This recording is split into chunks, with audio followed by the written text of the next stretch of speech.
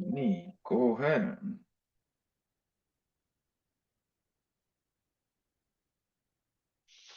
Ja sissejuhatuseks ma pikka juttu ei teegi, et mõte tekkis mul sellel webinaril just sellest, et tegelikult otsing ei ole enam ju ammu ainult Google, et tänu sellele ai tulekule ja me oleme väga palju ai-le viimasel ajal keskendunud koolitustel, et tegelikult on ju nii Google kui ai otsing ja neid kõike tegelikult ei peaks üldse eraldi vaatama, vaid tegelikult seda otsinguturundust peaks juhtima just kanali, ei peaks juhtima kanalipõhiselt, vaid tervikuna ja noh, tegelikult sellele Google'ile ja see, mis ka Jaan välja tõi tegelikult probleemina, et see ongi probleem, et ja lisaks ai-le on ka tegelikult ka konkurentide jälgimine ja kuidas kõik see ühte tervikusse panna, seda ühtse tervikuna juhtida, et seetõttu ongi meil siin täna palutud sellest rääkima Eesti kaks juhtivamat agentuuri, et ja ma ei rohkem teegi sissejuhatust, annangi hea meelega koolitajatele sõna üle.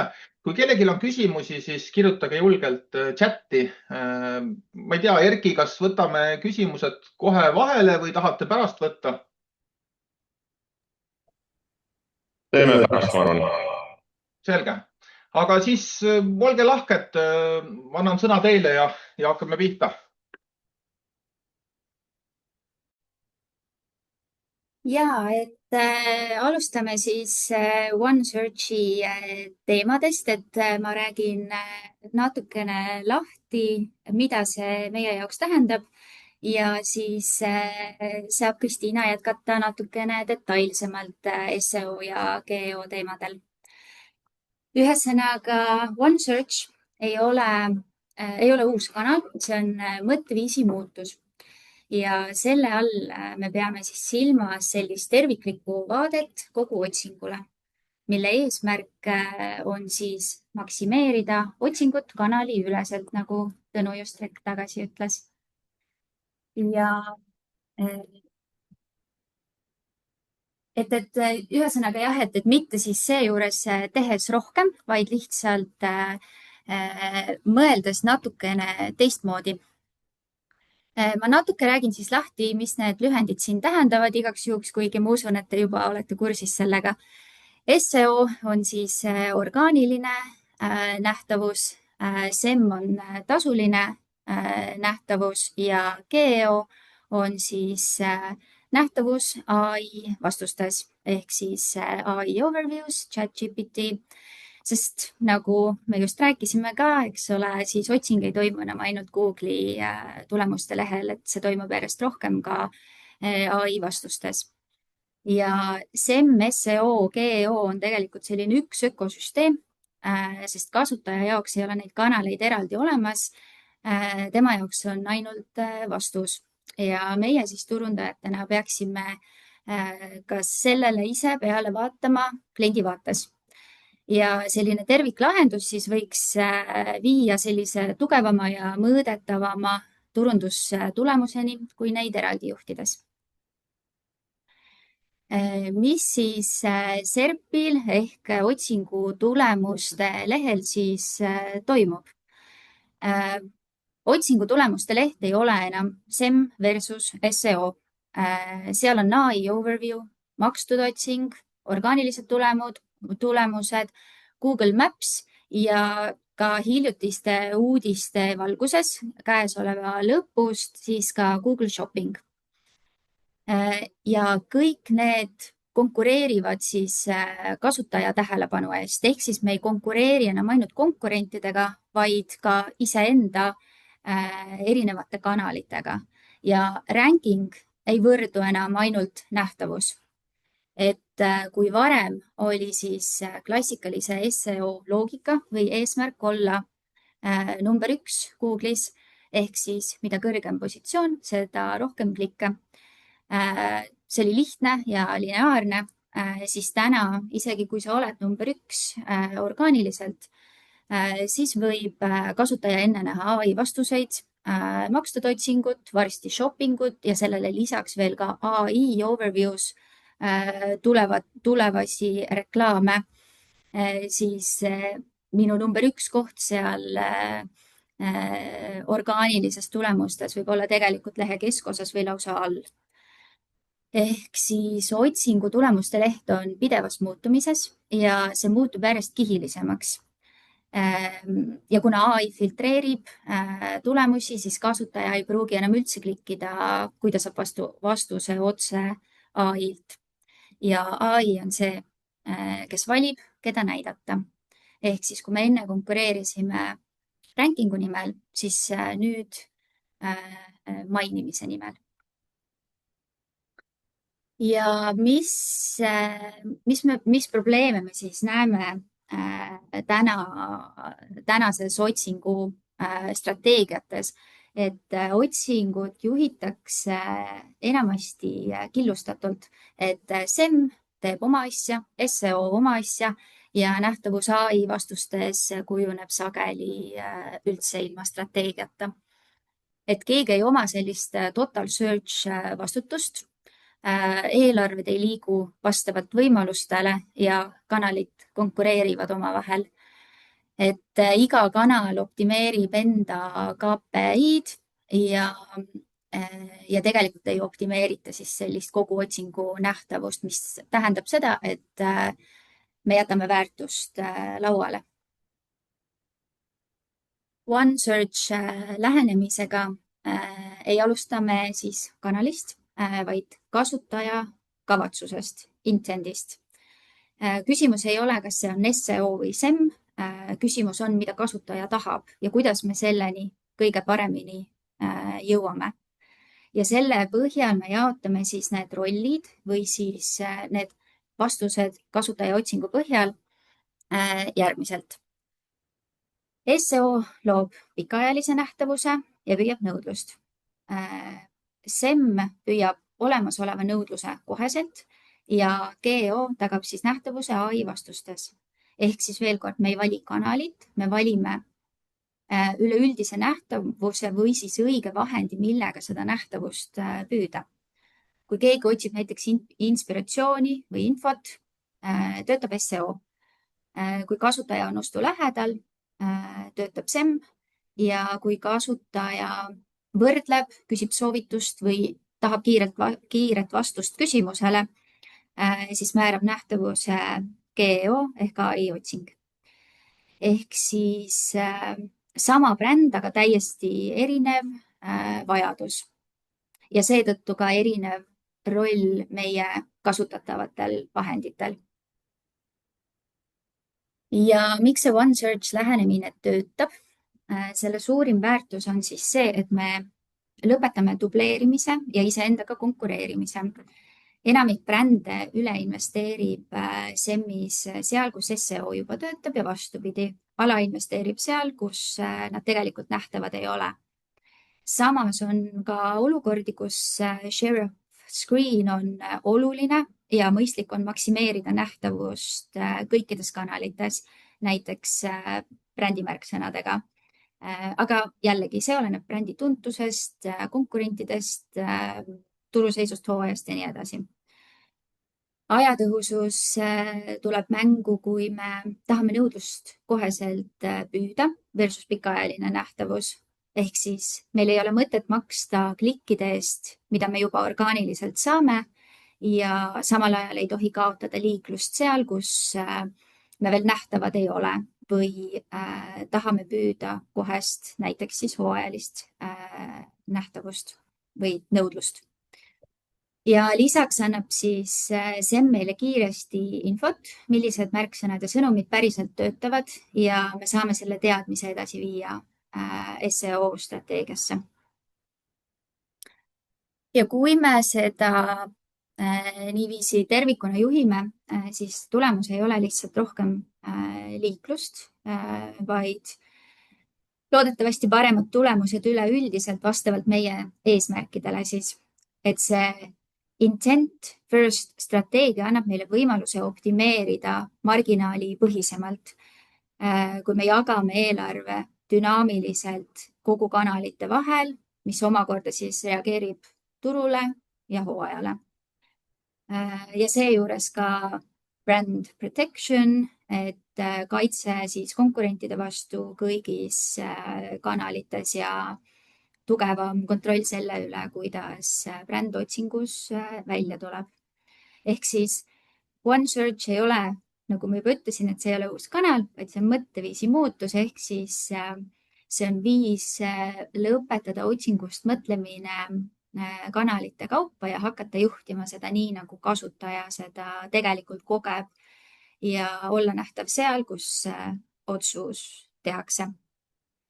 Ja kui te mõtlete, et tore ümmargune jutt küll, aga kuidas see praktikas välja näeb ja kuidas me seda kõike mõõdame, et siis üks suur muudatus, mida me maja siseselt tegime, oli see, et me liitsime SEO ja SEM-tiimi kokku ühtseks tiimiks, kus käib kiire ja vahetu info jagamine. Ehk siis meil pole enam eraldi SEO ja SEM spetsialiste, meil on otsinguspetsialistid. Ja kuidas me seda kõike mõõdame, sellest räägib hetke pärast Erki, aga praegu jätkab siis Kristiina, kes natuke räägib meile detailsemalt SEO ja GEO vaates. Ma vahepeal vastan siis küsimusele, et jah, Google Shopping jõuab siis, jah, see on hiljutine uudis, millega Google välja tuli, et alates selle aasta lõpust ilmub siis Google Shopping Eestis ka, mida me oleme juba aastaid oodanud ja tegelikult oli see jutt Google'i poolt see, et seda kunagi ei hakkagi Eestis olema, et siis me oleme väga rõõmsad ja üllatunud selle peale, et peame valmistuma selleks. Kas natukene saaksite täpsemalt rääkida või kui palju te teate sellest, see on ka e-poodnikutele hea üllatus iseenesest, et ta tuleb, et millega me peaksime praegu juba valmis olema või mida peaksime juba tegema, sest kui ta aasta lõpus tuleb, et ega aasta algus küll või kevad, aga sinna väga palju polegi aega, on ju, et mis võimalusi see võiks e-poele avada või milleks peaks juba valmistuma, et tagatubades? Jah, et liiga palju võib-olla hetkel kohe veel ära teha ei saa, aga Google Shopping on selles suhtes jällegi läbi Google Ads interface'i tuleb sinna, et mida saab ette valmistada, on siis see, et kui see lõpuks avalikuks saab, et siis oleksid sellised toote feed'id ja kategooriad ja kõik see oleks juba korralikult olemas, kättesaadav ja siis seda vastavalt seada Google'i soovitatud sellistele feed'idele. Et kui see pool on kõik korras, siis on küsimus ainult põhimõtteliselt seadistamises. Ehk siis tegelikult peaks valmistuma poole aastaga seda ette, et kõik oma tootekirjeldused, pildid, kategooriad üle vaatama, et kõik oleks. Need on jah, selles suhtes, et see on selline basic hügieen nagunii, mis on vaja teha, et siis ma kohe peast täpselt ei oska öelda, milline see Google'i või kuidas see Google'i feed on, aga seal on kindlad siis kategooriad, indeksid, kuidas on vaja ära struktureerida see feed, millega siis seda üles saab laadida sinna. Aga see on ju selles suhtes sarnane nagu Facebooki dünaamilised tootereklaamid, et ma usun, et sellega hätta juba ei jää ja e-poodnikud on kindlasti juba kursis kogu selle infoga, kuidas neid on vaja seal välja tuua.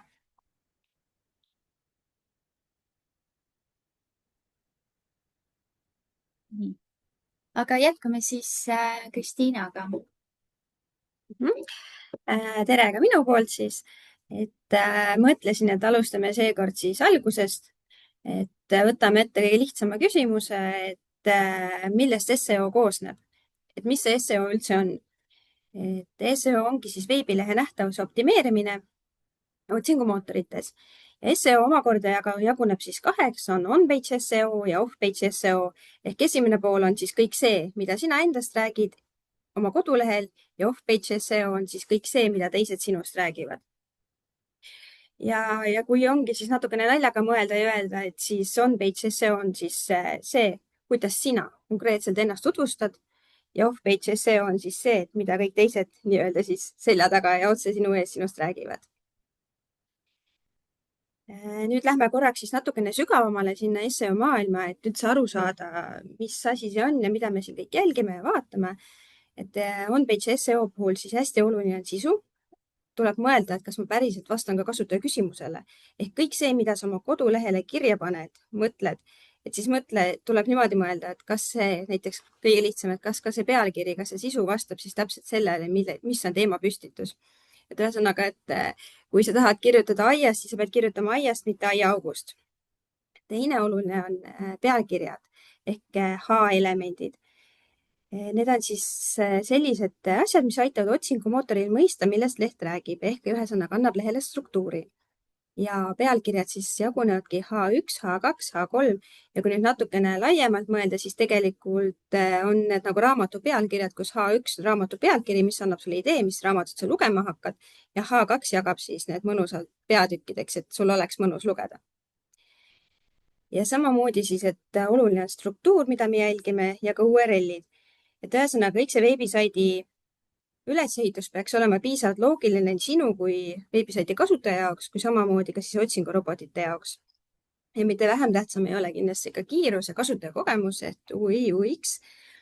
Ja see tähendab seda, et kui leht on aeglane, et siis sina lahkud, mina lahkun ilmselgelt, leht jääb ketrama, ei viitsigi sinna minna, võtad järgmise lehe ette ja hakkad järgmist lehte vaatama.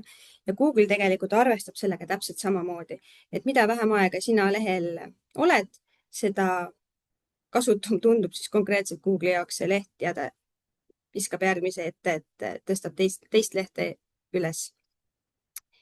Nii, kui me räägime off-page SEO-st ehk kõik see, mida teised räägivad sinu kohta, on siin oluliselt siis tagasilingid. Need on justkui sellised pisikesed soovitused teistelt veebisaitidelt tagasi sinu veebisaitidele. Need on nagu sellised sõbra soovitused, mis siis näitavad, et tegelikult Google'is, mis näitavad, et kui sinul on kodulehel piisavalt tagasilinke, siis see tähendab seda, et järelikult on sinu leht hea, sinust räägitakse ja seda tasub siis ettepoole tõsta. Teine asi on brändi mainimised. Ja siin on isegi, kuigi SEO mõistes me jahime ikkagi linke ja sellise brändi mainimisi, siis isegi praegult brändi mainimised ilma lingita toovad kasu, olgugi, et nad ei ole siis nii tähtsad ja pane nii suurt rõhku sinna, kui siis konkreetsed linkid. Ja linkide kohta ma veel mainiks seda, et oluline ei ole mitte see rohkus, et kui palju sul neid linke sinna kodulehel tagasi suunab, vaid ka nende kvaliteet, et kui me räägime siin näiteks mingitest lehtedest, siis me kindlasti ei soovi, et meile tagasi viitavad lehed, kus on näiteks täiskasvanutele mõeldud sisu, kasiinosisu ja nii edasi. Et samuti siis kolmandal kohal on siis näiteks arvustused. Et hinnangud ja arvustused samamoodi mõjutavad konkreetselt Google'is seda, kui hea sinu leht on ja ta mõjutab mitte ainult ka sellepärast, kuidas Google botid seda näevad, vaid pigem selle poolest ka, et kui inimene näeb arvustust, inimesena loed, et näiteks e-poel on halvad arvustused, siis sa natukene kõhkled ja ei rutta sealt väga tellima. Ja siis 4. on usaldus ja maine. Et see kõik see linkide asi, mida ma rääkisin, samamoodi ka igasugused muud brändi mainimised, et mida rohkem on kvaliteetsed allikad, viitavad sinu lehele, seda usaldusväärsem. Nii et aga siis kordamine on tarkuse ema, et kordame siis üle, et on-page SEO on siis see, mida sina ütled enda kohta ja off-page SEO on kõik see, mida siis internet ütleb sinu kohta. Ja kui me nüüd natuke edasi vaatame, siis tegelikult on väga oluline koht ka tehniline SEO-l, et kõik see on tore, mis sa oma lehele kirja paned ja ilmselt on sinu tekstid väga head, aga kas Google kas mõistab ja saab sinu lehest aru? Et esimene ongi siis kiirus, millest ma juba rääkisin, et laadimiskiirus peab olema normaalne, kiire, mida kiirem on leht, seda mõnusam on seal olla, seda mõnusam on seal näiteks e-poes asju valida ja nii edasi. Mobiilisõbralikkus, mis tähendab seda, et tegelikult kõige suur osa, ütleme niimoodi, et suurim osa liiklusest tuleb ikkagi läbi mobiiliseadmete, kas siis tahvlite, nutiseadmete ja ka mobiilisõbralikkuse halb kasutuskogemus siis mõjutab otseselt positsiooni. Ja samamoodi on siis indekseerimine, et tegelikult see, et kui sa mõne sisu omale sinna internetti üles laed, siis ei tähenda see seda, et see on kõigile kohe nähtav. Tegelikult tagataustal hakkavad käima sellised väikesed Google botid, kes hakkavad siis sinu kodulehe sisu läbi roomama, ringi avastama seal ja alles pärast seda, kui nad on ühe tiiru sinu kodulehel teinud, siis oled sa seal Google'i listis olemas. Ja kui nüüd rääkida ajast, et kui me näiteks mõne uue artikli üles paneme, et kui kähku või kui kiiresti üldse veebileht üles läheb, siis on olnud juhus, et kui panime veebilehe ülesse ja esimesed botid tegelikult jõudsid sinna alles 1,5 nädala pärast, kuigi tegelikult me andsime sisendit päris palju läbi Google Search Console'i, et rooma läbi ja vaata. Aga on ka sellised, mis on väga kiiresti loetud tundide jooksul. Ja siis 4. on siis struktureeritud andmed, et kõik see, mis ma rääkisingi, et pealkirjad, lõikudeks jaotamine ja kõik see, et nii nagu inimsilmgi siis natukene selekteerib, vaatab, mida ta loeb, saab kiiresti info kätte, et samamoodi on siis ka Google botide jaoks see väga oluline, et ei oleks selline wall of text, vaid pigem sihuke mõnus ja loetav ja kiiresti infot saab. Nii, aga kui me nüüd räägime geost, siis tähendab seda, et kuidas muuta oma bränd siis nähtavaks tehisintellekti põhise otsingu ajastul. Meie tegelikult ei võta neid kahte asja väga erinevalt, sest et neid väljendid on praegu väga palju, SEO, geo, IO ja kõik sellised ajavad pea sassi, isegi meil kohati sellepärast, et keegi kuskil jälle mõtles uue väljendi välja ja siis tegelikult võib-olla paar asja tähendavad sama asja. Kui me nüüd räägime geost ja SEOst, siis tegelikult nad on natuke erinevad, aga nende baaspõhi ja kõik on tegelikult suhteliselt sarnane. Ja kui me nüüd mõtlemegi, et mis see on geo, siis geo on tegelikult praktika, mis siis tagab just teie brändi tsiteerimise, mainimise, soovitamise ai vastustes. Ja kuidas siis sinna jõuda ja mida seal siis teha? Ongi siis põhimõtteliselt need, et kodulehel tuleks panna paika sisustrateegia. Et ühesõnaga kõik see sisu, mis sa tahaksid, seal oleks, kuidas sa selle teabe avaldad ja kuidas ai saab siis aru, et mis seal on. Teiseks on brändi kohalolek. Ja kui me Google'i vaatest või SEO vaatest vaatasime siis selliseid linke ja kõike sellist, siis tegelikult ai vaatesse maailm on palju-palju laiemaks läinud, et siin on kõik asjad mängus, et alates erinevad foorumid, isegi sotsiaalmeediat ja kõik sellised asjad. Et ei ole enam ainult põhine see, kuidas sa siis Google'i otsingu tulemustes positsioneerid. Kolmandaks on siis tehniline optimeerimine. Kõik see nagu Google'i botidega puhul me peame tagama selle, et ka need ai botid, kes meil seal tagataustal igasugused toredad vastused leiavad ja otsivad, et nad saaksid meie kodulehele juurdepääsu ja oleks neil ka samamoodi siis mugav seda kodulehte läbi käia. Ja 4. on siis maine loomine. Ehk see on siin online ajastul nagu väga oluline just see, et sa võid kodulehel kirjutada endast hea teksti, aga nagu me teame, siis tegelikult ai ei võta ju vastuseid ainult sinu kodulehelt, vaid tema tahab ikkagi rohkem infot ja ta paneb need väikesed sellised killukesed kokku igalt poolt online'ist. Et hästi oluline on just mõelda oma brändi peale ja mõelda, kuidas ta siis erinevates kanalites välja tuleb ja et kõik need kanalid tegelikult töötaksid koos. Brändi maine jääks siis ühtlaseks. Siis see on alati minu lemmikkoht, kui klient ütleb, et tead, Kristiina, et me enam ei tee SEO-d, et tundub mõttetu. Et me nüüd mõtlesime kõik, et me teeme ainult geod. Ja siis see on ka see koht, et kus ma nagu mõtlen, et noh, et ega te ikka ei tee küll. Kohe seletan lahti. Et tegelikult, kui me nüüd võrdleme geod ja SEO-d, mis ma alguses ka ütlesin, et mis pärast meie võtame seda suhteliselt ühtlasena, et me teeme alati mõlemad koos. Tegelikult on neil mõlemad sama alus, aga neil on erinev eesmärk. Ja kui SEO peamine eesmärk on siis edetabeli kohta otsingus, siis geo eesmärk on tsiteerimine ehk siis jõudmine ai vastustesse. Ja siinkohal me siis enam ei mõõda edetabeli kohti ja klõpsusid, liiklust, kõike sellist, vaid tegelikult me vaatame tsitaate, mainimise ja häälte osakaalu. Ehk ühesõnaga kõike seda, kuidas siis bränd tuleb ai vastustes välja. Aga sama oluline nagu siis SEO puhul on see kõik see tehniline baas, et kui lihtne su leht on, kui hästi botid saavad seal ringi roomata, kui hästi on info jaotatud ja kui hästi on seda infot võimalik kätte saada. Nii. Ja siis, kui me võtame siis 5 geo põhimõtet ehk selline strateegiline raamistik, tähendab seda, et SEO alustalad, et ühesõnaga tehniline ligipääsetavus ja roomatavus. Et see on selline põnev sõna, mida me tänaseks kuidagi leiutasime, et visuaalselt hästi selgeks teha, et tegelikult need botid ongi sellised, kes tagataustal natukene nagu roomavad. Ja kui me räägime vist EAT-st, siis tegelikult on see selline Google'i maailmas juba jupp aega kasutusel olnud sõna, aga põhimõte on see, et sina kui kirjutaja või keegi sinu kodulehtede tekstide looja peaks sellest teemast, näiteks sinu brändist, sinu toodetest, teenustest teadma absoluutselt kõike, et ta oleks usaldusväärne tekst, et ta oleks kontrollitud tekst ja ta oleks autoriteetne. Ja kui me nüüd mõtleme selle autoriteetsuse peale, siis mis siin nagu rolli mängib, on see, et kui ütleme niimoodi, et teil on ettevõttes keegi väga tehniline inimene, pakute mingit tehnilist teenust ja postitate blogitekste, artikleid, siis oleks väga hea siis siduda selle inimese päris nimi, päris teadmised artikliga. Et siis tuleb kohe välja näiteks kas või LinkedIniga siduda või midagi, et siis AI paneb kokku, et ahah, et see inimene on seal, see töötab seal, tema oskab seda teha ja temal on siis need päris teadmised. Ja kui me mõtleme, mis elualadel see tegelikult on väga oluline, on see just meditsiin, igasugused finantsvaldkonnad, mis on nagu Google'i silmis niikuinii sellise kõrgema prioriteediga. Ja teisel kohal siis on entiteet ehk sinu brändi kohalolek veebis. Ja siis AI siis peab väga selgelt mõistma sinu brändi, kategooriat, ühesõnaga kõike seda, et kes sa oled ja millega sa tegeled. Kui me nüüd lähme natukene rohkem siis sisu poole, siis nagu ma enne mainisin, siuke wall of text ei ole hea ei inimesele ega botidele.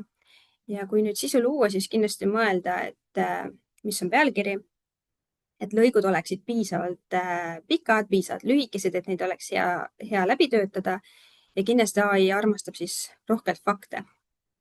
Et mida rohkem on sellised tõendatavad ja toredad fakte, seda rohkem on siis lootust, et te sinna jõuate. Ja samamoodi siis mitmekanaline kohalolek, et AI võtab vastused igalt poolt Redditist, YouTube'ist, LinkedInist, igasugused arvustused, et tegelikult oleks väga hea ka neid silmi peal hoida. Näiteks hotellide puhul võin sarnase näite tuua, et hotell hoiab alati peale oma bookingu kommentaaridel silmi kindlasti, hotelliveebidel ja kõikidel sellistel, et see on täpselt sama asi, et sa pead igal pool nagu olema, vaatama, vastama, võimalusegi vastama, kui on võimalik. Ja siis samamoodi brändi autoriteet ja mainimised, et igasugused teenitud tsitaadid siis annavad usaldusväärse signaali. Ja kuidas neid signaale on siis võimalik saada, siis tegelikult väliste kanalite kaudu, et võtame näiteks kas või sisuturundusartiklid. Et mida rohkem te olete erinevates kohtades, mida rohkem te olete oma nime brändiga pildis ja ajate siis head juttu, konkreetselt kvaliteetsed tekstid, kvaliteetne info, et seda suurem on siis tõenäosus, et AI hakkab teid tsiteerima ja oma vastuses näitama. Ja kui me nüüd mõtleme, et miks on geo oluline, siis kõige lihtsam vastus on selleks see, et otsus juba sünnib vastustes. Inimesed näiteks küsivad ühe sagedamini, ilmselt nii mina, sina, teie kõik, et midagi otsite, et milline telefon on praegu parim, millist madratsit valida, millist tarkvara valida. Ja siis siinkohal tasubki meeles pidada, et tehisintellekt ei aita enam ainult otsida, et ta aitab otsustada. Ja kui sinu brändi sellel hetkel vastuses ei ole, siis kujundab otsuse juba keegi teine. Lihtne näide, tahad osta, ütleme niimoodi, et voodid või madratsid, valid madratsid, tulevad seal kõik valikud. Aga ütleme, kui sinu valikud seal, sinu ettevõtted seal nimekirjas ei ole, siis tegelikult mina juba otsijana vaatan juba neid läbi, mis ta pakkus ja teen oma otsuse sealt ja võib-olla uue madratsiga kodus selleks ajaks. Nii, aga AI puhul ka nagu SEO-ga rääkisime, et mis on oluline, kuidas siis botid veebilehte loevad ehk kuidas AI sinu veebilehte loeb. Ja siinkohal on siis selline mõttetera, et disain on inimesele ja struktuur on siis tehisintellektile. Ja AI jaoks on samamoodi oluline siis H1 pealkiri, kõik see, et ta saaks aru, et millest sinu leht üldse räägib. Ja samamoodi need järeltulevad siis peatükkide pealkirjad, et märgendiga siis H2 ja H3. AI armastab hästi tabelid ja loetelusid ja küsimuste vastuse blokke ehk KKK-sid. Ja hästi palju ongi just tunne, et viimasel need KKK-sid nii palju ja siis keegi kunagi ütles, et see on raudselt sellepärast, et ettevõtte klienditeenindus ei viitsi piisavalt tööd teha, need vastused sinna ära panna, et siis on hästi lihtne, et nüüd kõik kasutavad seda. Et tegelikult kindlasti see on loogika seal, aga tegelikult on ka see, et AI võtab hästi palju vastuseid siis KK plokkidest ehk kus on kindel küsimus, väga konkreetne ja väga konkreetne vastus selle kohta. Näiteks, mis on parim madrats ja vastus on KKK, see parim madrats on ja siis sinu bränd näiteks. Ja AI siis samamoodi eelistab siis selget teemat, konkreetsed ja kontrollitavad fakte ja lühikesi ja üheselt mõistetavad vastuseid. Ja siinkohal samamoodi tuletan meil meelde, et ta ei võta seda infot ainult kodulehelt, et kui te teete artikleid, sisuturundusartikleid või kuskil postitusi, et siis väga hoolikalt mõelge, et mida te räägite, mida te kirjutate, et see oleks siis kõik ühtlane. Nii. Ja siin ongi slaid, mis näitab, et kui AI ei suuda siis brändi selgelt kategoriseerida, siis ei tsiteerida neid. Ja see on siis kõik täpselt see, mis ma juba rääkisin, et järjepidev brändi kirjeldus kõikidel platvormidel. Üks uus asi on siis skeema markup, mis siis peegeldab nähtavat sisu. See on siis selline arendaja poolt tagataustal tehtav selline märgendus. Ühesõnaga, kuidas see lihtsamalt lahti seletada on näiteks see, et kui sa kodulehte vaatad, et kui sul on näiteks blogi, siis on see märgendatud kui blogi, kui sul on tootekategooria, on see skeemas märgendatud nagu kategooria ja nii edasi. Ja siis oluline ongi, et siis toode leht, ükskõik mis veebilehte me sinu kodulehel vaatame, et oleks piisavalt selge ja arusaadav. Nii, aga siis kõige põnevam osa, et kuidas sa AI vastuses ilmud. Ja siinkohal siis alati oluline on see, et AI-s nähtav olemine ei tähenda ainult siis mainimist. Ja sisu võib siis olla, sinu kodulehe sisu võib ka siis nähtav olla, kui konkreetselt sinu ettevõtte nime näidata. Aga meie kõige suurem eesmärk siin SEO geoalal on ikkagi see, et eesmärk on olla see, keda siis AI soovitab. Ja neid soovitusi on siis tegelikult põhimõtteliselt 4, ehk AI soovitab sind, direct recommendation, ehk AI toob siis sinu brändi välja kui parima või ühe peamise valiku või kas või ainukese valiku ja sellel on siis tõesti kõige suurem mõju, et siis sa oled see top. Teine variant on see, et AI mainib sind. Sa oled ühises nimekirjas koos teistega, aga sa ei ole siis esile tõstetud, vaid selline üks paljude hulgast. Kolmas variant on siis see, kui AI kasutab sinu sisu, aga sinu ettevõtet ja brändi ei maini, et ühesõnaga ta siis võtab väikesed tekstilõigu, paneb kokku, kasutab infot sinu kodulehelt, kõik see, mis on sinu jaoks oluline, millega sina oled hästi palju vaeva näinud, oma kodulehele pannud ja siis ta lihtsalt paneb selle vastusesse ja näitab, et selline on vastus, aga sind seal paraku selles suhtes ei ole. Võid ainult ära tunda kohati, et see on see, mis on nagu sinu kodulehelt võetud.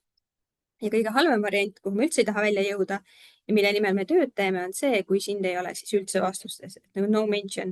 See tähendab seda, et AI ei kasuta sind ega ei maini sind ja siis nähtavus puudub täielikult. Ja kui me nüüd vaatame siin näide või näide, et ühesõnaga direct recommendation, siis kui me küsisimegi, et mis on siis parimad e-poe platvormid, siis on välja toodud see, et AI näiteks kohe Shopify, see tähendab seda, et AI soovitab seda, see on kõige esimene, see, millest me eelmises slaidil rääkisime, et direct recommendation. Ja teisena on siis välja toodud selline list, et mis on ka nagu, head, et võib kasutada, aga ei ole selline top notch. Et näiteks WooCommerce, Magento, et see on siis see, mida AI lihtsalt mainib. Aga siinkohal on siis oluline mõelda selle peale, et need kõik soovitused ei ole enam võrdsed. Et üks on selline bränd, näiteks Shopify on soovitus, teised on siis lihtsalt valikud sulle antud, et tea, et sellised võimalused on ka veel olemas. Siis teine näide on see, et kui ma küsisin, et kuidas siis ehitada tagasilinke ehk how to build backlinks, siis AI mainib brände nimekirjas ehk pakub tööriistadeks siis Semrushi, Ahrefsi, Backlinkot. See tähendab siis seda, et sa oled välja toodud oma brändiga, sind mainitakse, sa oled mängus, aga jällegi sind ei pruugita valida. Ja siis see on, millel me enne siis kõige pikemalt peatusime, et kui AI kasutab sinu sisu oma vastustes ehk AI vastus põhineb olemasoleval veebisisul. see tähendab küll seda, et sinu töö ja vaev ehk sinu artikkel või sinu sisutekst mõjutab AI vastust, aga sind kui autorit või kui põhiloojat selles nagu ei mainita. See tegelikult tähendab seda, et nähtavust ei ole.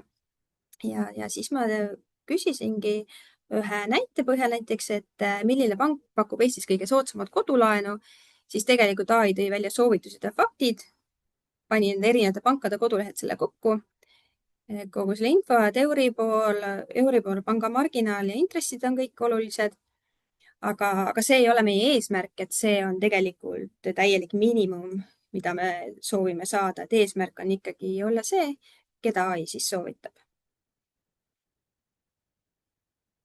Ja siis lõpetuseks võtaks sellise teema mõnusalt kokku, et kuidas siis OneSearch toimib, meie uus lähenemine, et me ei optimeeri eraldi kanaleid, me siis optimeerime kogu ökosüsteemi. See tähendab seda, et me teeme kõik koos, me teeme mõtestatult, me vaatame, mis on siis kõige mõistlikum, mis on kõige parem ja kuidas siis teha seda kõike koos, et see asi toimiks nii, nagu on parim. Ja meie mõiste siis tegelikult juba eelnevad ei ole siis SEO ja Google Ads kunagi olnud päriselt eraldi, sest eesmärk on ju neil sama. Need töötavad koos, kus SEO siis ehitas pikaajalise nähtavuse, Ads tuli kohese liikluse ja siis edasi minnes siis Geo tegelikult on selline väike vend neil, kes lisandus sinna ja Geo töötab siis täpselt samamoodi SEO-ga, et SEO loob siis sisu, tehnilise põhja ja autoriteedi ja Geo siis määrab, kas AI kasutab ja soovitab sind. Ja meie mõiste siis OneSearch tähendab tervikpilti ja meie mõtteviis on, et tulemus ei sünni üksnes tegevusest, vaid sellest, kuidas need kõik koos töötavad. Nii, aitäh!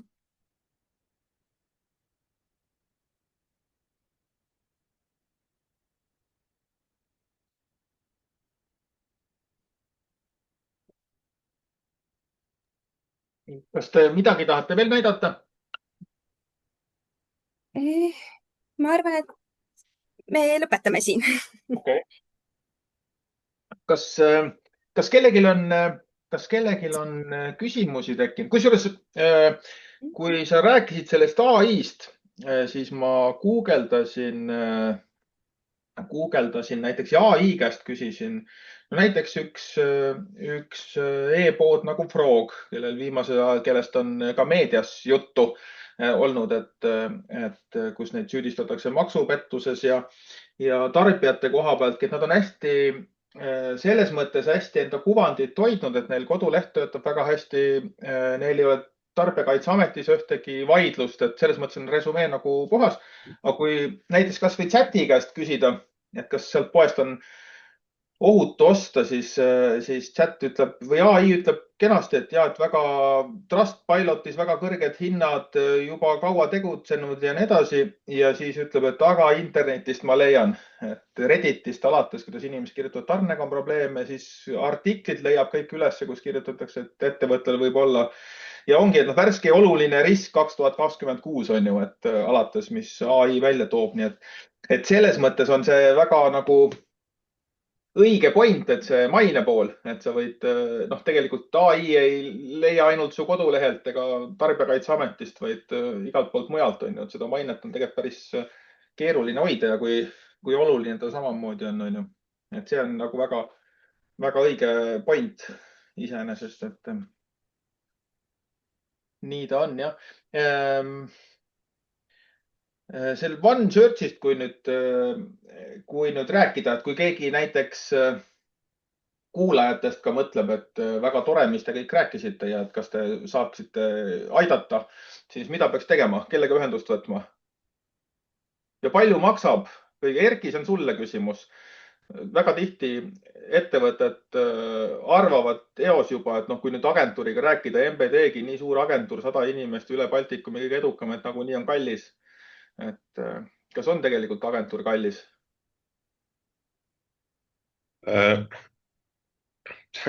See on jah, hea küsimus selles mõttes, et ega ma ei saa sellele vastata, et jah, loomulikult on kallis, eks ole, selles mõttes, et ega reaalsus on see, sa ostad ikkagi mingisugust tulemust. Digiagentuuri puhul ma ei näe, et keegi ostaks agentuuri teenust lihtsalt sellepärast, et agentuuri teenust osta. Et me ei ole ühegi kliendi jaoks kuluüksus, vaid selgelt meie roll on tulusid kasvatada. Et kui me ROAS-i mõõdame, et siis seal sees on alati ka siis agentuuri tasu, eks ole. Ja kui võrrelda siis näiteks in-housing uga, siis ma pakun, meil on ülivähe kliente, kelle agentuuri tasu on isegi ligilähedane näiteks majasisese tiimi kulupoolega. Et selles vaates agentuur praktiliselt alati on soodsam, kui see inimene endale sisse võtta. Puhtalt sellel põhjusel, et kuna agentuuril on kliente rohkem, siis me suudame lihtsalt seda efektiivsemalt manageerida, et kui sul on üks ettevõte ja seal teed üks inimene näiteks otsingut, et siis ta tõenäoliselt ei tee seda nagu täismahus, eks ole. Et samas agentuuris sellele inimesele on mitu klienti, et selles mõttes ta on lõppkokkuvõttes efektiivsem. Ega meie vaates ka, meil on umbes 500 klienti ja see mahtude vahe on, ma ei tea, 1000-kordne, eks ole. Et meil on ka kliente, kelle kuutasu on võib-olla paarsada eurot. Kas nii saaks võtta, et mis summast või käibest alates, näiteks kui nüüd digipoolt kas või mõelda, et aitaksite kampaaniaid planeerida, jälgida, teha, et mis võiks olla turunduseelarve kuus, näiteks kas või sotsmeediasse, et oleks mõistlik teie poole pöörduda? Või mõtlen kanalipõhiseltki kas või, eks ju. Jah, ütleme nii, et see sõltub sellest, kas sa tahad täisteenust või sa võtadki mingi kanalipõhiselt, eks ole. Et seda me oleme öelnud ka, et digiagentuuri sellist täisteenust sul tõenäoliselt läheb vaja, kui sul kuukäive on seal alates 100 000 eurost, aga näiteks teenusepõhiselt, meil on ka kliente, kes sedasama otsingut võib-olla tellivad meilt nii, et me tegeleme sellega mõned tunnid kuus. Et selles mõttes see sisenemisbarjäär ei ole väga kõrge täna. Et kui võttagi nagu teenusepõhiselt, et me räägime siin mõnest 100 eurost võib-olla. Ma ääri-veeri sinna tahtsingi jõuda, et kas põhimõtteliselt saaks, kui nüüd on näiteks väiksem meepod, väiksemad eelarved, täisteenust agentuurist osta ei jõua või taha, et kas siis võib seda ka, et ainult näiteks korra kuus natukene aitate, kas või vaatate kanalid üle ja optimeerite ja nagu sa just ütlesidki, et ongi võib-olla paarisaja eurone arve. Just, et eks me vaatamegi seda mõistlikkuse põhiselt, et kui palju aega on üldse mõistlik panustada, eks ole, et on ju otseses seoses saadava tuluga. Okay. Ühesõnaga, kui kellelgi tekkis täna mõte, et võiks kedagi partnerist kaasata, ma täitsa julgen MBD-d soovitada, ja just see tänanegi, tegelikult see One Search on tegelikult väga loogiline, see, mis sa tänagi rääkisid, et kõik ühte kanalisse siduda, et sellega tegelikult hoiab kokku, tõenäoliselt toimib paremini ja täna on küll tõsi see, et ma arvan, et juba aasta või 2 pärast ja ega tegelikult praegu, nii nagu ka üks kõneleja ju rääkis, et me kõik teeme praegu seda ja kui me vaatame kas või järel tulevaid põlvesid, ka noored, et nad tegelikult kõik kasutavad täna ju AI-d, on ju, mitte Google'it otsinguna, et see ilmselt paari aasta pärast on AI otsinguid juba praegu ei ole Google'ist ette minemas ka kogu maailmas, et selles mõttes peab olema AI-s nähtav, on ju, ja kõik need seod ja semmid ja kõik need tuleb ju ära siduda omavahel ühte kanalisse ja et ma täitsa julgustan MBD-ga ühendust võtma, Erkiga või siis ma võin ise kontakti jagada, kui keegi soovib tuleviku mõtteski, et täitsa tasub ka seda kaaluda, et mitte ei pea täie kolinaga agentuuri kolima, aga saab ka mingeid teenuseid osta. Tahab keegi midagi küsida, täpsustada veel või siis? Mul on mõned küsimused, kui tohib. Jaa, palun. Siin panin selle nende jutuvestluste ajal mingeid asju kirja, et te mainisite seal need H1, H2 ja H3, need igasugust struktuure ja sellist poolt, seda sisu poolt. Et et kui ma sisu toodan ise, eks ole, et ma tean oma tootest, ma kirjutan, aga kust ma tean, et see SEO mõttes nagu hästi on kirjutatud? Et kus ma seda kontrollida saan? Et te mainisite Ahrefsi seal, eks ole, et sellega ma saan analüüsida märksõnu ja niisuguseid muid asju, eks ole. Aga kus ma saan sisu kvaliteeti aru, et on SEO mõttes nagu hea? No, sisu kvaliteet tuleb ikkagi kirjutades kogemusega eelkõige. aga tegelikult ongi see, et sa pead püstitama teema, mõtlema, mis see sinu teema on ja siis kirjutama siis piisavalt kvaliteetselt, täpselt, detailselt. Ja nagu ma ütlesingi, siis kuidas nagu meie läheneme, ongi see, et me paneme selle teema püstituse. Sageli siis panen paika pealkirja sees, siis võiks olla see SEO vaates siis kõige tähtsam olulisem märksõna, mis annab siis selge signaali, et millest see jutt üldse kirjutab. Alapealkirjad siis need H2 pealkirjad, need võiksid siis kõik seda täiendada, kogu seda teemapüstitust. Ja tegelikult, kuidas meie teeme SEO vaatest on näiteks see, et me vaatame märksõnad, kogume kokku siis märksõna klastrid ehk ühesõnaga kõik kokku sobivad märksõnad ja siis nende põhjal siis teeme teksti. Aga kuidas seda kontrollida konkreetselt? Eks see ongi nii, et kirjutad valmis, teed kõik SEO best practice ehk ühesõnaga kodulehel, kui sa ka oma kodulehele neid artikleid lisad, et siis on hästi oluline ka need internal links ehk sisemised lingid. Et kui sa teed blogipostituse ja räägid mõnest konkreetsest oma tootest teenusest, siis lingid siis vastavalt kas siis toote või teenuse lehele. Ja siis põhimõtteliselt ongi, et kirjutad valmis, paned laivi ja vaatad, et kuidas toimib ja siis kui ikkagi mõne aja pärast üldse ei toimi või ei taha toimida, siis natukene värske pilguga uuesti üle vaadata, et kas saaks midagi kuidagi paremini. Üldiselt alati saab, kas siis värskendada, võib-olla mõne pealkirja ära vahetada, samamoodi siis meta title'id, meta description'i, mis on need siis, kuidas Google'is konkreetselt näiteks seda artiklit või seda kodulehe teksti siis kuvatakse, et ka need üle vaadata. Ega siin selles suhtes nagu suurt kunsti ei olegi, et eks me kirjutame samamoodi, paneme oma teadmised kõik asjad sinna sisse ja võimalikult siis see ka, et hästi oluline see, et kui sa kirjutad, et ära unusta, siis tegelikult ära kelle jaoks ei kirjutad, et eelkõige sa ei taha, et Google'i jaoks kirjutada, või tegelikult sa tahad ikkagi oma kliendi jaoks kirjutada. Okay, aga need märksõna klastrid, kust kohast te neid leiate? Selle jaoks on tegelikult erinevad tööriistad, on ka tasuta tööriistad. Meie kasutame siis näiteks Ahrefsist, vaatame. Keyword Finderist saab ilmselt samamoodi ja siis tegelikult on ka sellised täiesti tasuta online'is, kui näiteks kiire guugeldus, et sellised keyword clustering tools. Et tihtipeale on need tasuta, kui on mingi väiksem kogus neid, et siis saab täiesti proovida testida ja katsetada. Okei, aga selle teksti jaoks ikkagi mingi tööriista ei ole siis, et aru saada, et üks asi, mina eeldan, et on hästi kirjutatud, eks ole, tean teenust väga hästi, aga ma ei tea, kuidas robotid seda näevad, eks ole, et kuidas nemad siis, minu suund on ikkagi see, et ma tahan SEO-ga teatud märksõnaga või AI-s olla esimene, eks ole, mitte seal 10 või 5, eks, et ma peaks võrdlema seda konkurentidega, nende sisu vaatama, kui on nendel H1, H2, H3 on, mida nad kasutanud on ja nii edasi, et ma seda ise inimesena ei suuda teha. Et kui teil on 500 klienti, et ma eeldan, et ta ka ise käsitsi seda kõiki tee, et on selle jaoks ka mingit tööriista? Selle jaoks on konkreetselt mitmed tööriistu, aga see sõltubki nüüd väga palju kliendist. Ütleme niimoodi, et mina kui kirjutan, siis tegelikult ma alguses kirjutan ikkagi teksti valmis ja pärast hakkan seda optimeerima. Okei. Aga millega te optimeerite, kui sa oled seal? Ma räägin Ahrefs, Keyword Finder, kus tulevad märksõnad. Ahrefsiga saab ka seda teha. Ja, et põhimõtteliselt seal sa saad kogu sisendi tegelikult sealt, et on päris, kui te seda kasutate, tegelikult on päris võimas tööriist, et sealt saad ka kõik lingid ja kõik muud asjad. Väga äge. Siis mul on veel mõned küsimused. Et botidest rääkisite. Kuidas ma tean, et ma botidele nähtav üldse on? Tegelikult Google Search Console'is peaks nähtav olema see. Et just oligi, mul lihtsalt case oli see, et Google Search Console'ist olen nähtav, aga botidele nähtav ei ole. Et Search Console leiab, mina ise näen ka, aga tegelikult tuleb mingi internal server error 500, et siis ma nähtav ei ole.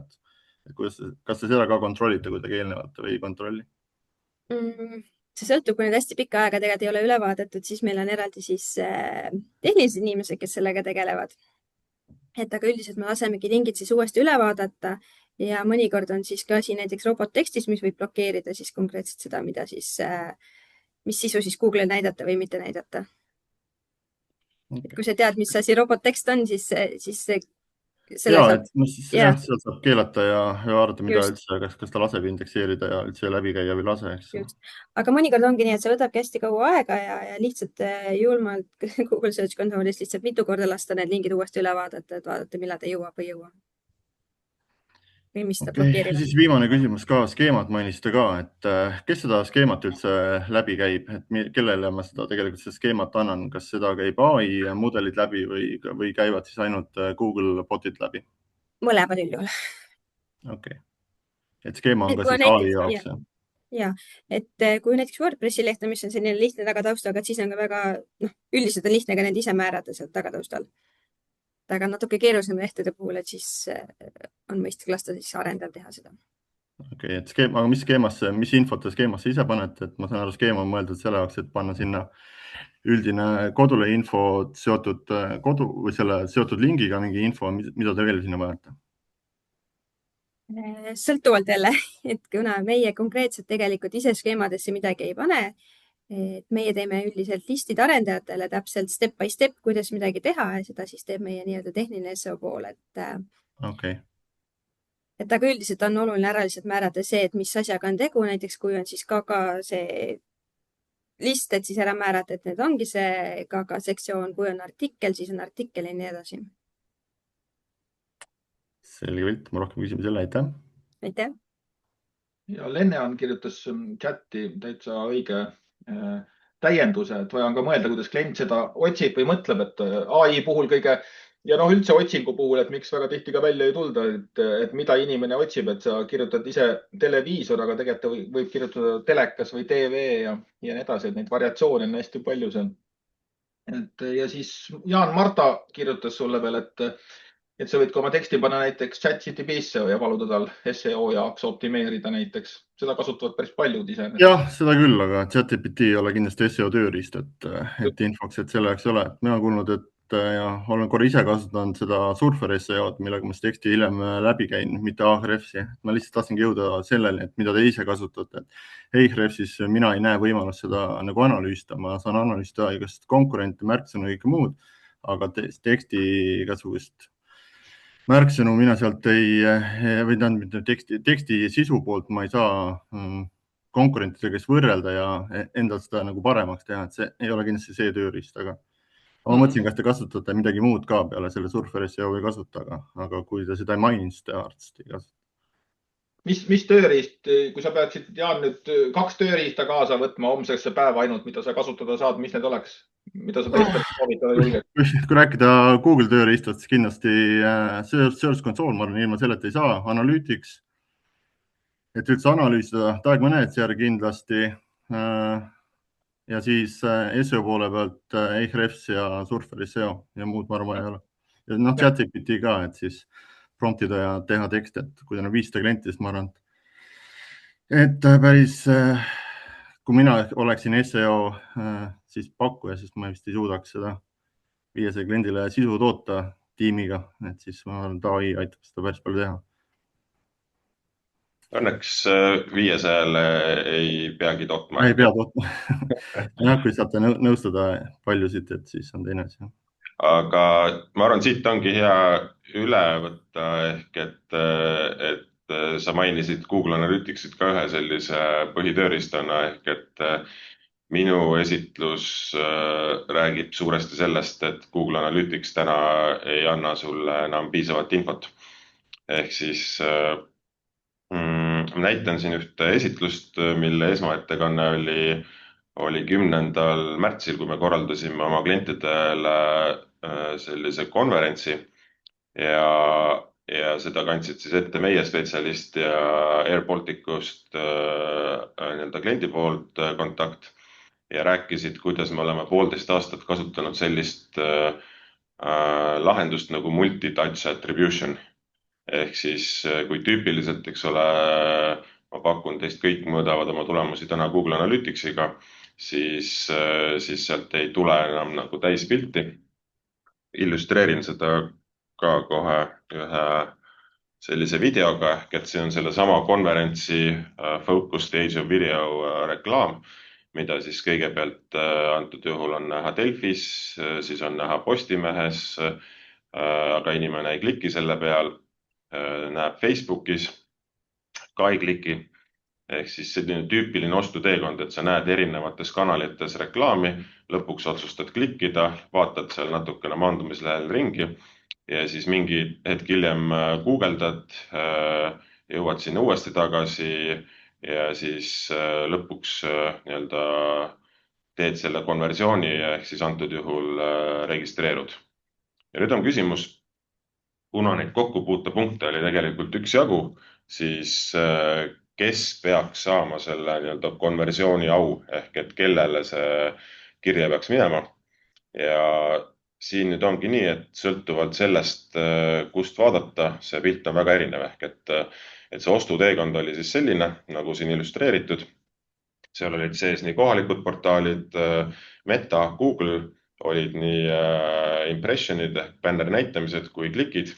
Ja kui me vaatame Google Analyticsist, siis Google Analytics jagaks selle enam-vähem selliselt ehk et ta vaataks ainult klikke ja siis jaotaks nii-öelda nende vahel selle konversiooni laiali. Aga ehk siis Google Analyticsi suurim miinus nii-öelda turundusteekondade mõttes on see, et ta hakkab tööle alles siis, kui sa jõuad kodulehele. Aga mis enne juhtus, tal pole vähimatki aimu. Ehk siis mida me selle multitouch attributioniga nii-öelda lahendame, ongi kõik need kokkupuutepunktid. Ehk siis antud näite puhul see konversioon jaotatakse kõikide kanalite vahel selliselt laiali. Ehk seal on, võetakse arvesse, millal need näitamised toimusid, kuidas järjekord oli. Ja ka siin on näha, et klikkide osakaal on endiselt kõige kõrgem, aga ka impressionid saavad mingisuguse kaalu nagu juurde. Ehk siis võib-olla hea visualiseering ongi siin, et see on selline hästi tüüpiline Google Analyticsi vaade, ehk et kus siis kõige suurem osakaal on otseliiklusel ja otsingul. Aga kui me vaatame seda sama pilti siis läbi multitouch attributioni, siis kanali vaade muutub üksjagu ja see otseliiklus läheb üsna palju väiksemaks. Ja see ongi võib-olla selle sama Air Balticu näitel, et miks me kunagi sellega alustasime, oli see, et meil oli hästi suur müügikampaania ja ta kestis umbes 2 nädalat ja Google Analyticsi vaatest meil tuli 68% müügist tuli otse. Ehk siis justkui direct, ehk siis inimesed ja te ilmselt teate, millal Air Balticul on müügikampaaniad, selles mõttes, et kui on suured kampaaniad, siis ma arvan, on suht keeruline Eesti internetis liikuda, et sa mitte kuskil selle infoga pihta ei saa. Ja meil oli läbi aegade suurim kampaania 2 nädalat ja siis justkui pidi arvama, et 2/3 inimestest mitte kuskil reklaamiga pihta ei saanud ja lihtsalt otsustasid täpselt sellel ajal minna ja osta pileti, ehk et seda ei uskunud meie, ei uskunud klient. Ja siis sellest alates me otsustasimegi, et meil on vaja lahendust, kus me näeme neid kõiki kokkupuutepunkte. Ehk siis sellest ajast siis see multitouch attribution nende vaates on nii-öelda number 1 digiturunduse tegevuste mõõtmislahendus. Ja kuidas ta töötab, on siis see, et sinna platvormi me oleme liidestanud kõik digimeediakanalid, mida me kasutame. Otse liidestus, sinna tuleb ka Google Analyticsi data, ehk siis põhimõtteliselt kõik infotükid, mis me saame, on sisse pandud. Ja see vaade siis on seal midagi sellist, et me näeme nii-öelda last touch conversioneid, mis siis võiks olla selline Google Analyticsi analoog ja siis AI data driven on siis põhimõtteliselt see, mis võtab arvesse kõik kokkupuutepunktid. Ja siin te näete ka neid konversioonide arve ja muudatusi, ehk et kõige punasem ongi direct, mida siis antud näite puhul, mis langeb 10 miljonilt 2,7-ni, ehk et ja kõik nii-öelda meediakanalid tegelikult on oluliselt kõrgemad kui siis Google Analytics näiteks. Ja kuna see on Air Balticu näide, et siis ma räägin konkreetselt ka selle, mis me nende puhul tegime, ehk et ilmselt bränd tutvustamist ei vaja, aga meil oli digiturunduses üksjagu väljakutseid ehk et esiteks, kuidas me reaalselt mõõdame brändikampaaniate mõju, sest Google Analyticsist ei tulnud sealt mingit arvestatavat tulemust, siis teisalt, kui me liigume mingile välisturule, siis kuidas seda teha efektiivselt, sest et üks asi on digiturundada Eestis, Lätis, Leedus, aga teine on minna näiteks Saksamaale rääkima, et meil on selline lennufirma, kellega teil on võimalik näiteks Balti riikidesse lennata. Ja tegelikult me ei näinud ka, kuidas siis erinevad kanalid omavahel koostöös töötavad. Et siis neid probleeme me MTA-ga lahendame ja me saame tegelikult nendel ka nii-öelda siis õigustuse ehk et me näeme, et brändikampaaniad tegelikult panustavad otseselt müüki. Me saame liikuda uutele turgudele lihtsamini, sellepärast et me näeme, mis päriselt töötab ja kuidas siis ka kanalid omavahel nii-öelda koostöös toimivad. Ja me jälgime seal väga erinevaid asju, et esiteks me võrdleme müügikampaaniaid, mis on siis selline kohesele müügile suunatud aktiviteedid, siis sellise sihtkoha tutvustamise kampaaniatega. Ja nagu siin on näha, et siis müügikampaaniate puhul meil on tegelikult vaja vähem kokkupuutepunkte enne ostu, et neid on vaja umbes 6 erinevat siis reklaami näitamist või mingit muud kokkupuutepunkti versus sihtkoha kampaaniate puhul on neid vaja ligi 13. Ja ka ostuteekonna pikkused on päris erinevad, ehk siis müügikampaaniate puhul seal tiba alla 2 nädala, aga destination campaignide puhul on siis üle kuu, on siis nii-öelda päevade arv, mis läheb esimesest kokkupuutepunktist kuni ostuni. Ja need on siis iga kliendi puhul erinevad, et me täna kasutame seda umbes paarikümne kliendi puhul, kellel on arvestatavalt online tegevusi või müüke ja need ostuteekonnad nii kokkupuutepunktide kui päevade mõttes on siis seal 2 ühesugust ei ole. Ja toon ka ühe näite siis konkreetsest müügikampaaniast eelmise aasta Black Friday, mis kestis 2,5 nädalat ehk et päris selline suuremahuline kampaania. Ja võtsin siit välja kõige sellised üllatavamad tulemused. Ehk siis kanalid, mida me tavaliselt ei kasuta absoluutselt kohese müügi motiveerimiseks, nagu TikTok, influencerid ja kohalikud portaalid. Ja siin on siis välja toodud nende 3 raasid ehk et põhimõtteliselt kui mitu eurot toob iga investeeritud euro tagasi, et TikToki puhul siis 26 eurot, influencerite reklaamide puhul 33, need on siis sellised, et kus influencer teeb sisu ja me tema konto alt võimendame seda reklaamiga. Ja antud kampaanias kõige kõrgema roasi tõi Delfi, ehk siis iga euro investeeritud tõi tagasi 65 eurot. Ja Google Analyticsi vaates mitte ükski neist ei pääsenud isegi pildile. Ehk et see näitab nagu seda erinevust, et see ostuteekonnad täna ei ole enam absoluutselt lineaarsed, et sa näed reklaami, klikid ja ostad, ehk et neid kokkupuutepunkte peab oluliselt rohkem olema ja lõpuks siis sa võidki tulla täiesti otse, sest et airbaltic.com veebilehele minek kõrgharidust ei vaja. Ja tõin ka välja, mis me reaalselt meediastrateegias muutnud oleme. Ehk me teeme rohkem katvusele suunatud kampaaniaid, kasutamegi rohkem suuremaid portaale, kohalikke portaale. Meil on palju lihtsam testida uusi kanaleid, siis me näeme nagu tegelikku mõju. Samamoodi lihtsam minna uutele turgudele efektiivselt ja me vaatlemegi nagu tervikpildina kogu digiturundust, mitte siis enam nagu kanalite või platvormide põhiselt.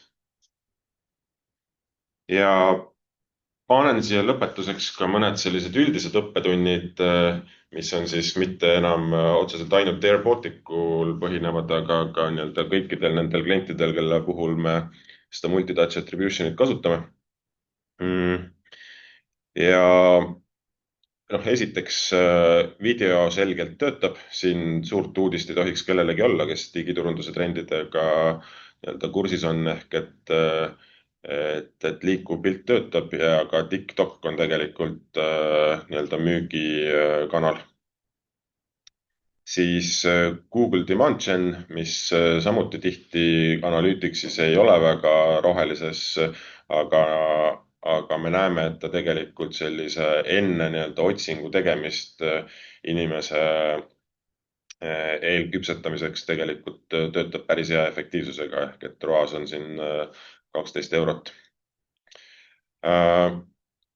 Samuti mõjuisikud, influencerid, see on ka üks digiturunduste suurtest trendidest, mulle tundub, ehk et selline autentne sisu, kui need korralikult valida, korralikult briefida, nendega tegeleda, et siis selle sisu võimendamine on väga efektiivne. Ja ka millest on viimase aasta jooksul eriti nii Google'i kui Meta konverentsidel hästi palju räägitud, on see creative diversification ehk et looge erinevat sisu, erinevaid formaate, mängige hästi palju selle loovpoolega ja ilmselgelt mitte siis niipidi, et tõstke tootmiseelarve kahekordseks, vaid neid asju saab täna kõiki automatiseerida. Meil endalgi on mitmeid lahendusi, nii AI-põhised kui algoritmipõhised, ehk et kuidas siis loovlahendeid efektiivselt paljundada.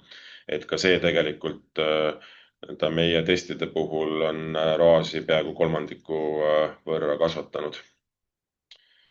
Ja mõned müüdid lõpetuseks, ehk et me oleme siin otsimootorist rääkides täna rääkinud ainult guugeldamisest ja Google'ist, aga tegelikult Bingi ROAS jällegi siis nende meie klientide keskmisena on 2 korda kõrgem. Et jah, see maht on loomulikult mitmekümneid kordi madalam, aga selline long tail otsingute mõttes tasub täiesti oma meediamiksi lisada. Siis teine müüt, ehk et tasub teha ainult müügikampaaniad, mis koheselt tagasi toovad, ei vasta ka tõele, ehk et kui me teeme brändikampaaniad, mis on suunatud katvuse kasvatamisele, et siis tegelikult neil on väga otsene mõju ka müügile. Ja et kohalikud portaalid tegelikult samamoodi suudavad siis väga efektiivselt käivet tekitada, mitte ei ole ainult brändinguks loodud. Ja lõpetuseks üldistades turundustegevuste mõju on oluliselt suurem, kui Google Analytics otse näitab, ehk et selles mõttes hea uudis meile kõigile, kes me ühel või teisel puhul turundusega toimetame. Nii, aga kas on küsimusi või anname juttu edasi Tanelile, kes siis sellest multitouch attribution'ist läheb veel sammu edasi mudeldamisele, mis siis, kui multitouch attribution on veebipõhine ehk et mõõdab digiturunduse mõju, et siis MMM räägib veel laiemalt siis kogu meedia ja tegevuste mõjust. Lähme vast edasi, et kuna meil ainult 20 minutit, et kui jääb lõppu küsimusi rohkem, et siis võtame, et kui sobib nii.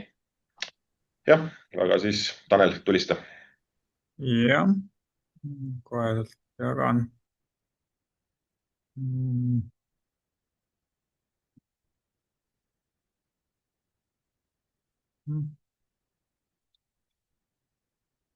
Ma loodan, et esitlust on näha. On. Jah, väga hea. Nagu Erki juba sissejuhatuse tegi, et kõigi nende asjadega, mis Erki rääkis, ka on väga nõus, et samuti näeme me ka, et kõik see klienditeekond ei ole niivõrd lineaarne või otsene, kui GA-st meile tundub. Aga ma olen siis Tanel Analytical Allist, et me spetsialiseerume turunduse, meedia ja äri mõõtmisel ja juba olete kuulnud väljendit marketing mix modeling või MMM ehk need on täpselt samad väljendid, üks on lühend või siis ökonomeetria, mida te ka võib-olla olete kuulnud või kuulete, et kõik need tähendavad tegelikult ühte sama asja.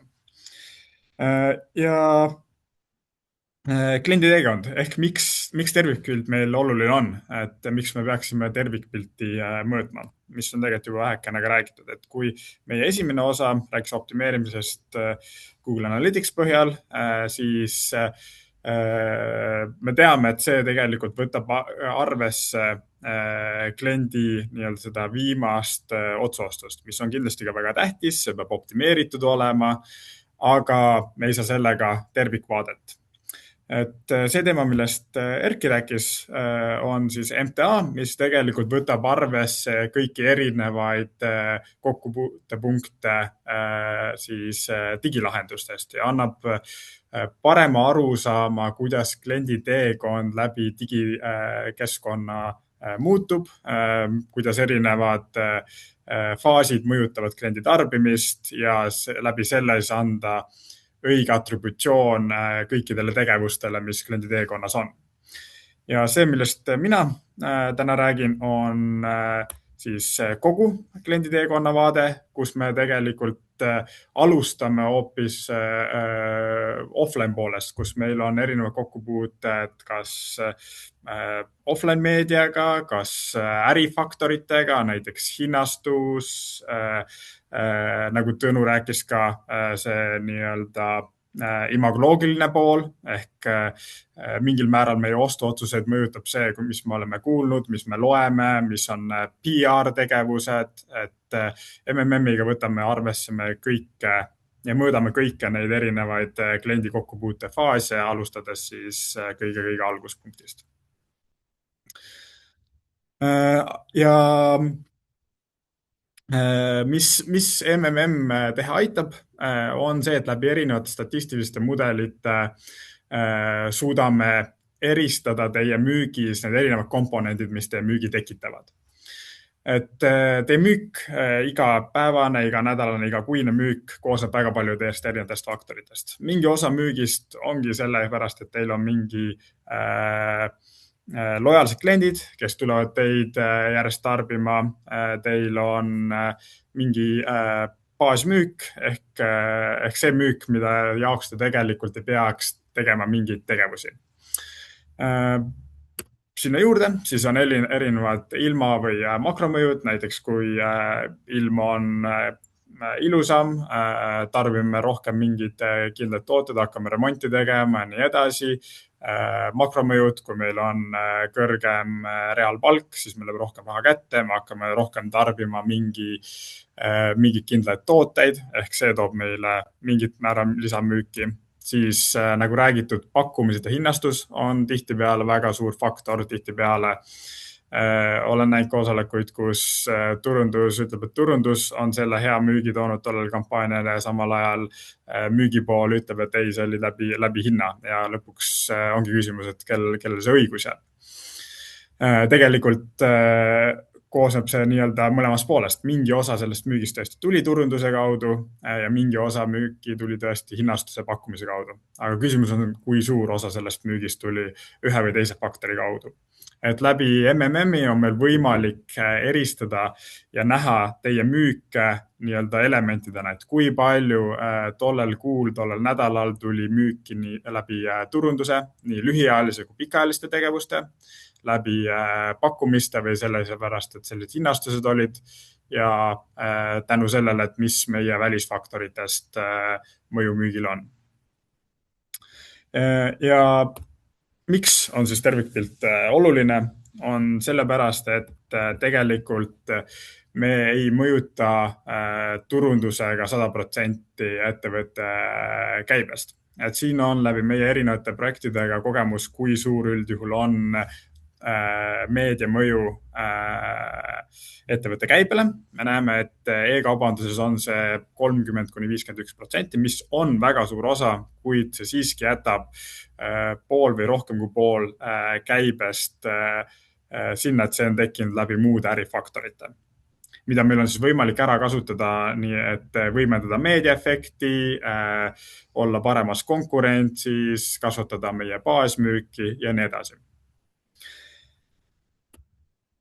Ja jah, nagu öeldud, MMM-iga me vaatame koos siis online meediat efekti, offline meedia efekti ja ärikeskkonda ja kuidas nad kõik kolmekesi koos töötavad selleks, et leida kõige paremad võimendused, kohad, kus ära kasutada sünergiat erinevate faktide vahel ja erinevate nii-öelda tegevuste vahel, et saavutada siis kõige suurem käive ettevõttele.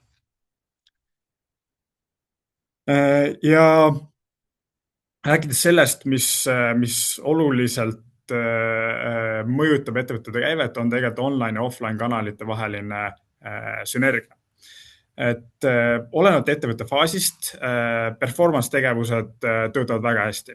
Et eriti just ettevõtte kasvufaasis, performance tegevustega, siin räägime siis väga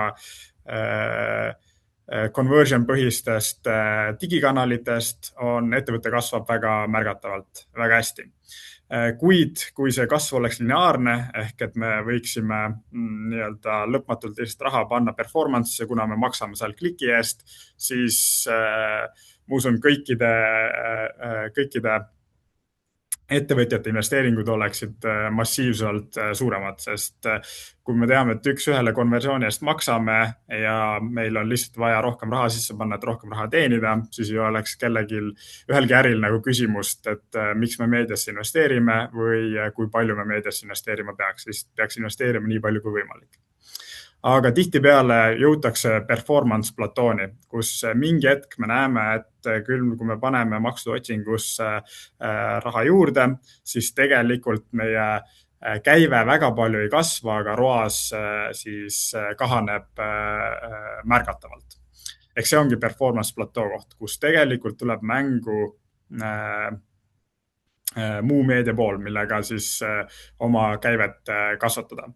Ja marketing mix modeling aitab leida just need kanalid, mida sa peaksid kasutama, mis peaksid olema kampaaniate pikkused, vahekorrad, et leida see kõige parem sünergia, et viia ettevõte siis nii-öelda samm-sammult kasvule. Et üldjuhul neid branding tegevusi ei tehta konstantselt, ehk neid tehtakse mingi regulaarsusega ja marketing mix modeling aitabki leida, mis peaks olema see meedia mix, see regulaarsus ja investeeringu tasemed selleks, et saavutada kõige suurem kasv.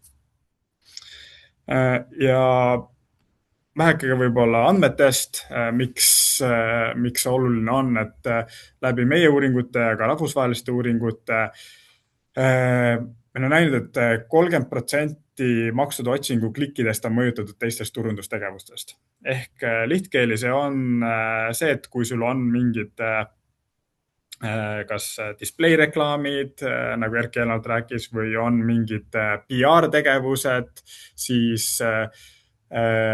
makstud otsingu klikimäär või see tõenäosus, et klient klikib just sinu makstud otsingule ja tuleb selle kaudu või otsib sind, kasvab märgatavalt. Ehk me näeme, et makstud otsingu efektiivsus läbi teiste kanalite kasvab, ehk nende vahel on sünergia.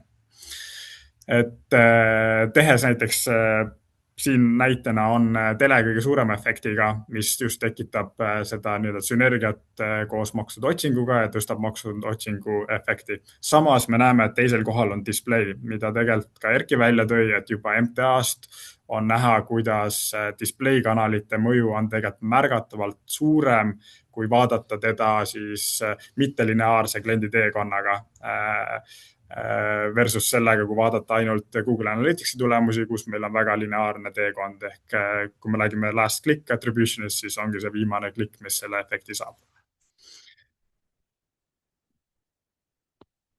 Ja minnes veel kaugemale, kui ettevõte on jõudnud sellisesse faasi, et on näiteks ühine videokanali investeering, siis on tihtipeale küsimus, et kas me peaksime investeerima telesse või YouTube'i.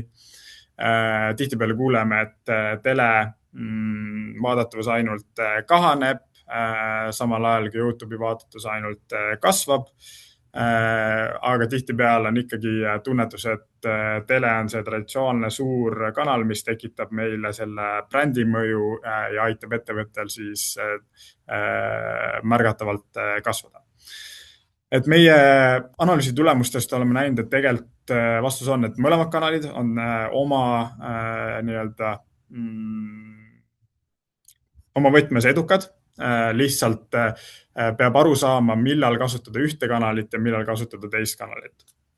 Et siin on näha graafikul kuine investeeringutase nii teles kui YouTube'is ja ka käibekasv. Et tegelikult YouTube'i investeeringud on näidanud märgatavalt efektiivsust selliste madalate kuni keskmiste suuruste investeeringuteni. Ehk käibekasv ettevõttele on märgatav kuni seal 7000 YouTube investeeringu juurde, aga peale seda tegelikult see kasv käibele jääb toppama. Tegelikult seal lisakäibe kasvu ei tule. Samas, kui me tele puhul näeme, et isegi see madalate investeeringutega ta tegelikult ei too nii palju tulemuslikkust, siis ta on jällegi skaleeritav kanal. Ehk sinna võimalik rohkem raha sisse panna ja ikka veel tagasi teenida läbi käibekasvu. Ehk oma klientidele, kellel on ühine video investeering, me leiamegi igakuiselt, mis peaks olema optimaalne vahekord YouTube investeeringutel ja teleinvesteeringutel selleks, et saavutada maksimaalne kasv. Ja võib-olla küsimus, et miks see kanalid nii erinevalt käituvad, siis peamine erinevus, mida me leidnud, on just kanalite mäletatavus ehk pikaajaline efekt. Me näeme, et telel on peale 3-nädalast investeeringut on märgatavalt järelefekt ehk inimeste tarbimist ta mõjutab pikemalt, isegi kui reklaam enam ei ole eetris. Samal ajal, kui YouTube on edukas väga siis, kui ta on eetris, aga tal ei ole väga pikka järelmõju. Ehk kui YouTube'is lõpetada reklaam, siis branding efekt on seal võrdlemisi madal võrreldes TV-ga. Ja millele siis, mis küsimustele peamiselt MMM vastab, et kui turundajana või ettevõtte juhina on küsimused, et näiteks kui palju peaks turundusse investeerima, et jõuda mingi X äritulemuseni, siis MMM vastab sellele. Et samuti, millal on kõige optimaalsem turundustegevustesse investeerida, arvestades naturaalset nõudlust ja keskkonda. Ehk kas minu investeeringud peaksid olema suuremad kuu esimesel nädalal või viimasel nädalal või esmaspäeval või teisipäeval või kolmapäeval selleks, et me kõige maksimaalselt ära kasutaks naturaalset nõudlust. Ja tihtipeale ka küsimus, mida turundajad saavad, et ülevalt poolt, et mis juhtub, kui me turundusinvesteeringud ära võtame. Ehk kui tullakse ütlema, et okei, meil on vaja teha mingi 50% eelarve katt, siis on läbi MMM võimalik öelda, kui palju me kaotame. Ja tegelikult aru saada, kas see raha, mis me sealt ära võtame, väärib seda kaotust, mida me äritulemusest saame. Ja viimaseks case study siis päris tulemustega, kus oli klient, kes oli eelnevalt planeerinud oma meediat võrdlemisi viimaste konversioonikanalite põhjal versus siis, kui me pärast mudeldamist andsime meediamiksi, mis oli siis kogu kliendi teekonnale optimeeritud ehk algusest lõpuni selleks, et järjest võimendada läbi kanalite seda müügimõju. Ja me nägime, et tegelikult sama turunduseelarvega oli meil võimalik kasutada ROID 22% ja tekitada ettevõttele 2,5 miljonit lisakäivet. Jällegi sama turunduseelarvega. Ja aitäh, see on minu poolt kõik sellise kiire ülevaatena, et kui on veel küsimusi meile mõlemaga Erkiga meediamõõtmise kohta. Väga analüütiline. Ja. Kui keegi tahab midagi küsida, võib julgelt mikrofoni sisse panna ja küsida, et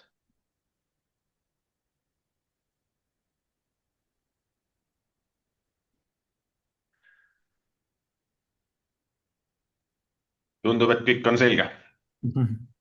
Jaa. Vaatan, Ivar Krustokil on mikrofon sees, aga ta hoiab niisama vist, ta ei taha küsida. teda vastata ka isegi. Näed. Aga igal juhul, kui kellelgi tekib mingit küsimusi või mõtteid, mis iganes, meil on paar erinevat speakerit ja teemat, et siis võib julgelt minu käest kontakte ka küsida, saan jagada ja täitsa julgelt võib ühendust võtta, kui te tahate ka nõu küsida mingi koha pealt, et see ei kohusta kedagi millestki. Aga sellisel juhul, kui kellelgi küsimusi pole, suur tänu teile kõikidele, nii kuulajatele kui esitlejatele, et siukseid täitsa palju.